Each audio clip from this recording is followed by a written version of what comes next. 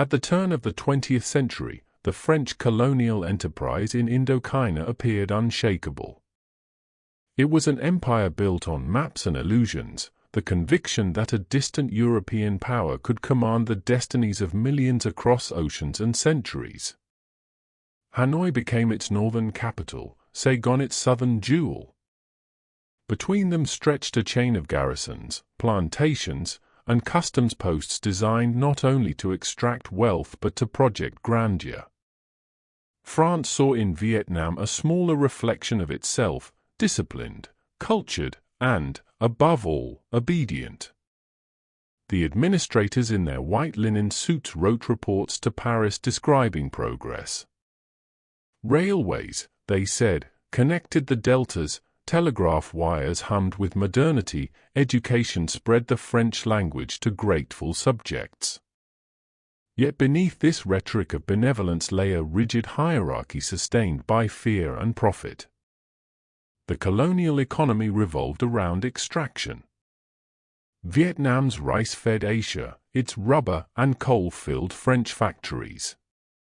By 1910, nearly every major industry belonged to French companies, and the profit seldom lingered on Vietnamese soil. Plantation owners grew rich, while peasants who once farmed their own fields now labored for foreign masters. The system produced what one French journalist called la grande misère, the great misery. Peasants worked 12-hour days in suffocating heat for wages too small to buy the rice they harvested. Taxes were collected with bayonets, and debt passed from father to son like an inheritance. French rule also reshaped society. The Catholic Church, protected by the state, expanded its influence, while Confucian scholars, once the pillars of Vietnamese learning, found themselves dismissed as relics. Traditional examinations were abolished, replaced by French curricula that extolled Paris, Napoleon, and the glory of empire.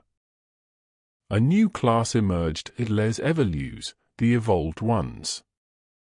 Vietnamese educated in French schools, wearing European clothes, dreaming in a borrowed language. They staffed the lower ranks of government, serving as interpreters, clerks, and teachers, caught between admiration and resentment. To many of them, the promise of the Republic, liberty, equality, fraternity, rang hollow. They had learned its words but not its privileges. No matter how fluent their French, they remained outsiders in their own land. In Saigon, cafes filled with talk of Paris and progress, yet outside the city walls barefoot children begged in the dust. The contrast was impossible to ignore, modernity for a few, subjugation for the many. Even within the colonial administration, the myth of the civilizing mission began to crack. Reports from provincial officials spoke of corruption, of arbitrary arrests, of uprisings swiftly buried beneath official silence. But the empire, like all empires, survived on confidence.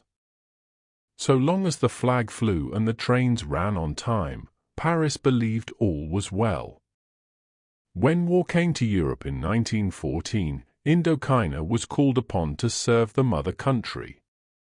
More than 90,000 Vietnamese were shipped to France as soldiers and laborers, digging trenches, driving trucks, manufacturing shells in the industrial heartland. For many, it was the first glimpse of another world.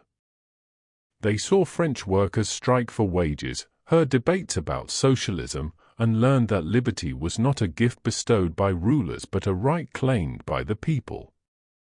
Those ideas would not die when the war ended. The soldiers returned home with medals and disappointment. France thanked them with parades, then restored the old order as if nothing had changed. But beneath the surface, something had shifted. The colony had glimpsed its master's vulnerability. In the aftermath of the Great War, Paris tightened control. Censorship increased, nationalist newspapers were banned. Yet the very act of suppression only spread the message further. For every pamphlet burned, another was copied in secret. By the 1920s, small underground groups sprouted across the country, teachers, railway workers, students, each seeking a way to resist. Some looked to Japan's modernization as a model, others to the democratic ideals professed by the West, still others to Marx and Lenin, whose words promised equality for the exploited. In the crowded alleys of Hanoi's old quarter, meetings were held behind shuttered doors. In Saigon's ports, dock workers whispered of strikes and sabotage. A revolution of thought had begun, even if few yet dared to name it. Among those who watched this ferment from afar was a thin, wandering Vietnamese who had spent years abroad under many names. In Paris, he had petitioned for independence at the Versailles Conference and been ignored. In Moscow, he had studied the science of revolution. His birth name was Nguyen Sin Kung. The world would come to know him as Ho Chi Minh. For Ho and his comrades, the French Empire was not invincible, it was brittle. It survived only so long as the people believed in its inevitability. If that illusion could be broken, the empire would collapse under its own weight. He began organizing cells of Vietnamese workers and students in France, forming the nucleus of what would become the Communist Party of Indochina.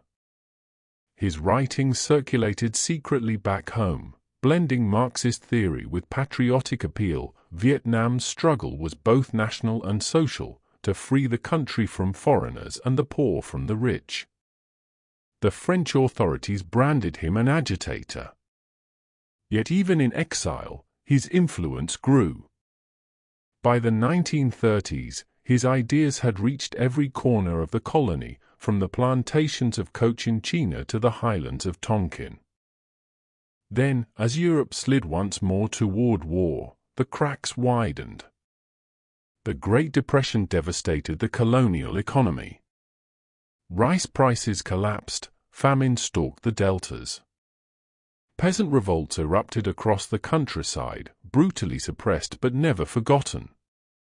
In 1939, with Germany's invasion of Poland, France again mobilized.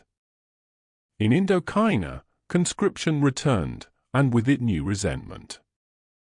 The empire demanded loyalty but offered neither freedom nor security.